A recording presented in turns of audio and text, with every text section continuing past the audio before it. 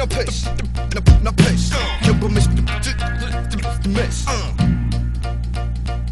Είναι τρελό, είναι απλό, είναι κάτι φοβερό. Είναι ο ρυθμός που με έχει κάνει να παραλληλώ. Είναι θαύμα, νιώσε το κι εσύ, γίνει ομάδα. Είναι χάρμα, κι άλλη το μυστήριο συνάμα. δεν μπορείς να αντισταθείς ή να ακολουθείς. Η μουσική σε ανεβάζει τη σαπίλα που ζεις. Σε κάνει να χαρείς ή να λυπηθείς. Μα θα δεις πως ανοίγεις τα φτερά σου και πετάς γλωμαυτείς. Ας το ρε να πέσει, επιστρέψαμε. Ρυθμός να εξαπλωθεί παντού, να γίνει πανικός. Ας είναι το πως της μουσικής τρόπος. Ας το σώμα να κουνηθεί για να πάρεις μπρος.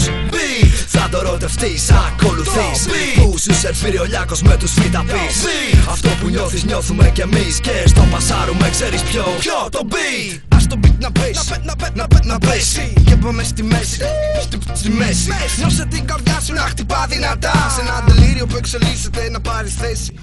Ας το beat να πέσει, να πέσει. Και πάμε στη μέση, στη μέση. Νιώσε την καρδιά σου να χτυπά δυνατά. Σε ένα τελείριο που εξελίσσεται να πάρεις θέση. Από τον καιρό που δεν θυγάμε αυτό, συναισθήματα βγαίνουνε στο χαρτί με έναν ήρμο καυτό. Να δεις πως θα μείνεις ενεργός και να ζεις ρυθμικά σε έναν τόπο που τείνεις να χαθείς.